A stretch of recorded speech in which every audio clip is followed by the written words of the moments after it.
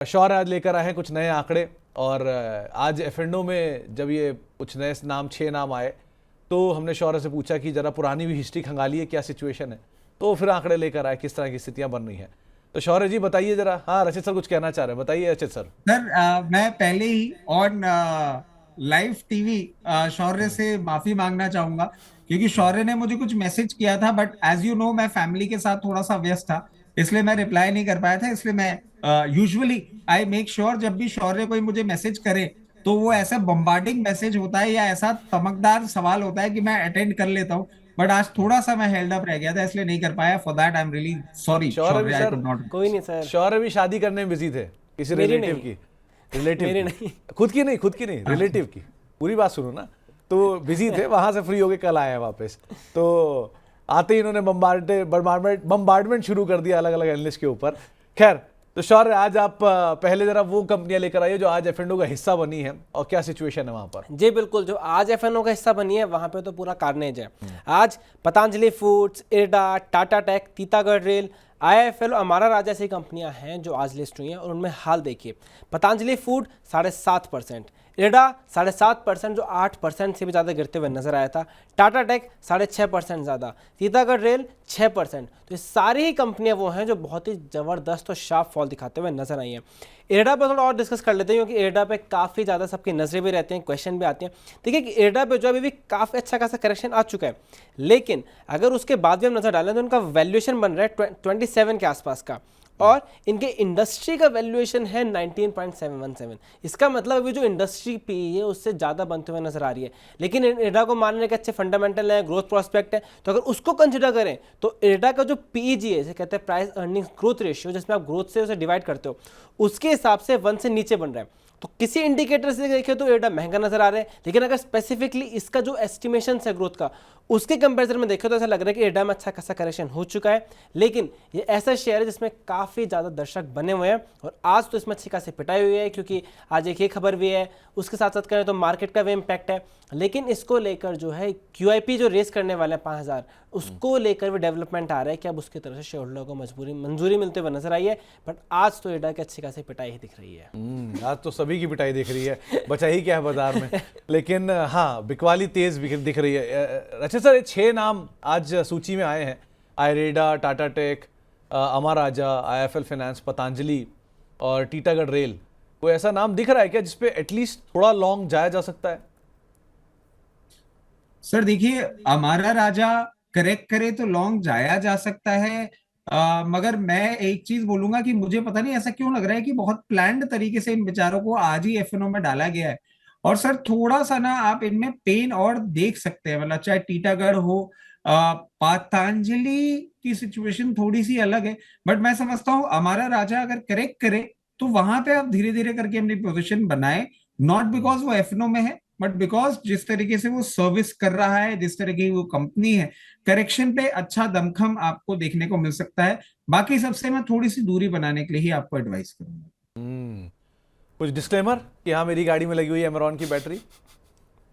नहीं नहीं सर, बिल्कुल लगी हुई है, सारी में लगी हुई है और अच्छी सर्विस देती है, तो डेफिनेटली सर इम्प्रेस्ड नहीं, हूँ प्रोडक्ट सर्विस की से, बात कर बहुत रहा था, अच्छा। प्रोडक्ट, वो गाड़ी शेयर की नहीं, प्रोडक्ट की। अच्छा, सर आइए गलियां में शौर्य जी आज दूसरी। आपने सिर्फ इसी प्रोडक्ट की बात करी है मेरे से अभी तक।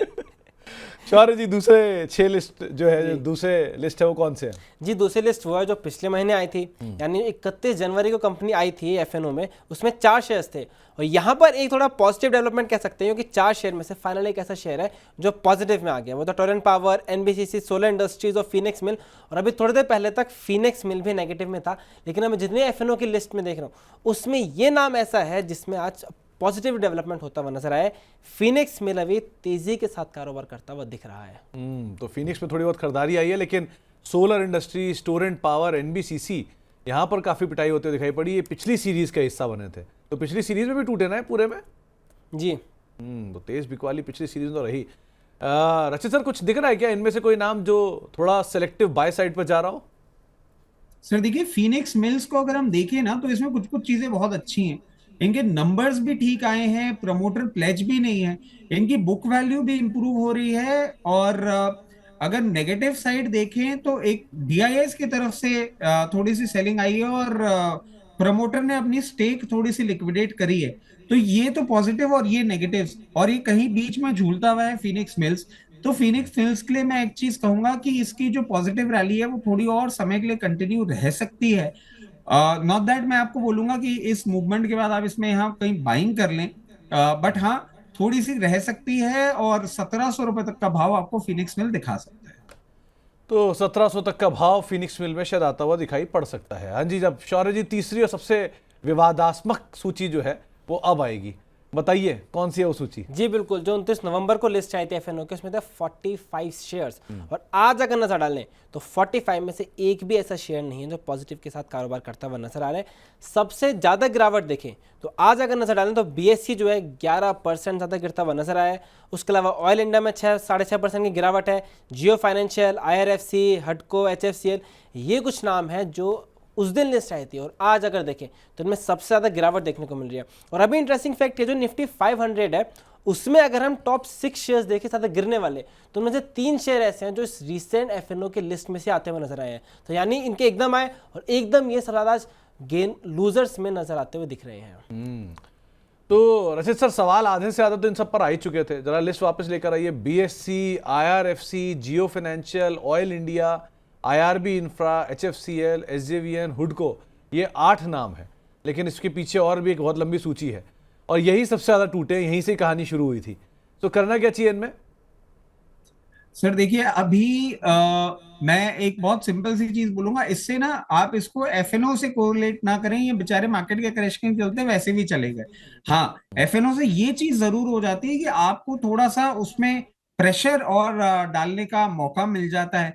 बट अगर फंडामेंटली आप बोलें तो जियो फाइनेंस मुझे यहाँ पे बहुत अच्छा सा चमचमाता हुआ दिख रहा है। अगर आप लॉन्ग टर्म इन्वेस्टर हैं, इसमें बिल्कुल आप इन्वेस्ट कर सकते हैं। तो अगर आप लंबी अवधि के निवेशक हैं तो आप इनमें ज़रूर जा सकते हैं। लेकिन हाँ, ये सारी सूची रखने की वजह आपके सामने ये थी कि ये सारे वो नाम हैं जो एफएनओ का हिस्सा बनते ही इनमें तेज बिकवाली आई। अब उस तेज बिकवाली के बाद करना क्या है या किसमें करना है, वो पूछने के लिए हमने रचित सर को रखा। रचित सर, लेकिन एक दूसरा पक्ष भी है कि एफएनओ से बहुत सारे लोग निकले भी हैं, ऐसा नहीं खाली वो शामिल ही हुए हैं। कुछ नाम निकल भी गए हैं एफएनओ से जिनको इन्होंने रिप्लेस किया है। उनमें से कुछ नाम शौर्य आपके पास हैं क्या? जी अभी तो नहीं है, उस पर दोबारा डिस्कशन कर लेंगे आगे। रुकिए, अब बात उठी गई है तो यहीं ख़त्म ही कर देते हैं इसको कि कौन कौन से उसमें से बाहर आ रहे हैं, कौन कौन से अंदर जा रहे हैं। कुछ नामों में से जो बाहर गए हैं उनमें 16 सिक्योरिटीज़ हैं जिनके नाम बाहर आते हुए दिखाई पड़े हैं इंक्लूजन के अलावा, जैसे कि Bata India, Atul, Abbott, city union bank, GNFC, India mart, Ipca lab, doctor Lal और PVR आइनॉक्स, यूनाइटेड ब्रिवरीज। हाँ, कुछ समझ में आ रहा है क्या इनमें से रचित सर? सर देखिए, इनमें से ना अभी मैंने एक लेटेस्ट स्टोरी पढ़ी थी और आई एम प्रीटी श्योर, क्योंकि आप भी रिसर्च करते रहते हैं, आपने भी पढ़ी होगी। सर अभी आप देखिए, गवर्नमेंट ऑफ इंडिया ने एक DIS के तहत कुछ फुटवेयर मेकर्स को रजिस्टर किया था और उनके थ्रू ही आप इंपोर्ट कर सकते थे और मैन्युफैक्चर कर सकते थे। वो एक स्टोरी चल रही थी जो कि थैंक्स टू डोनाल्ड ट्रंप अब गवर्नमेंट ने 18 महीने बाद उस चीज को विड्रॉ कर लिया है। मैं समझता हूं बाटा का पेन आपको और बढ़ता हुआ दिख सकता है। वैसे ही रिजल्ट्स नंबर्स अच्छे नहीं थे। अब इस चीज के चलते आप देखिएगा जिस तरीके से प्रेशर बढ़ेगा, Bata is a big no no. Bata को आप कर सकते हैं टाटा। और यूनाइटेड ब्रिवरीज? सर ये लिस्ट में था या आपकी लिस्ट में है? नहीं, ये लिस्ट में था, आप सुन नहीं पाए इसे शायद। आखिरी नाम यही बोला मैंने।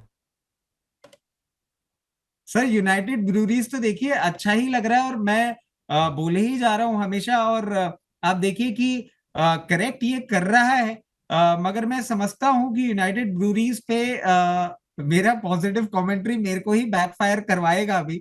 बट सर कहीं ना कहीं इसमें एक सपोर्ट देखने को मिल रहा है आपको। ये 1925 1910 के लेवल के आसपास दिखे, इसमें बिल्कुल एक स्टैगर्ड मैनर में बाइंग करें। कंपनी अच्छी है, प्रोडक्ट लाइनअप अच्छा है और डिमांड आने वाली है।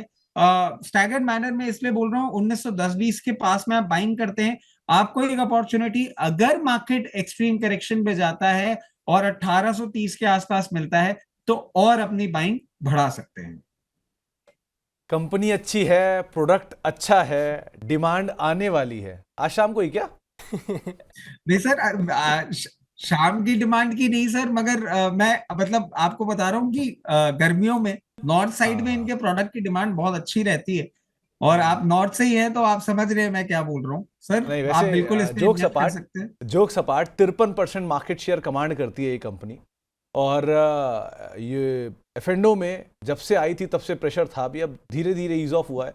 लेट्स सी, क्योंकि आमतौर पे समर सीजन इस कंपनी के लिए बेटर सीजन माना जाता है कंपेटिवली विंटर के। तो लेट्स सी किस तरह के नंबर से गोइंग फॉरवर्ड देती है। खैर, लेकिन शौर्य बहुत बहुत शुक्रिया ये सभी आंकड़े हमारे साथ शेयर करने के लिए और बातचीत करने के लिए।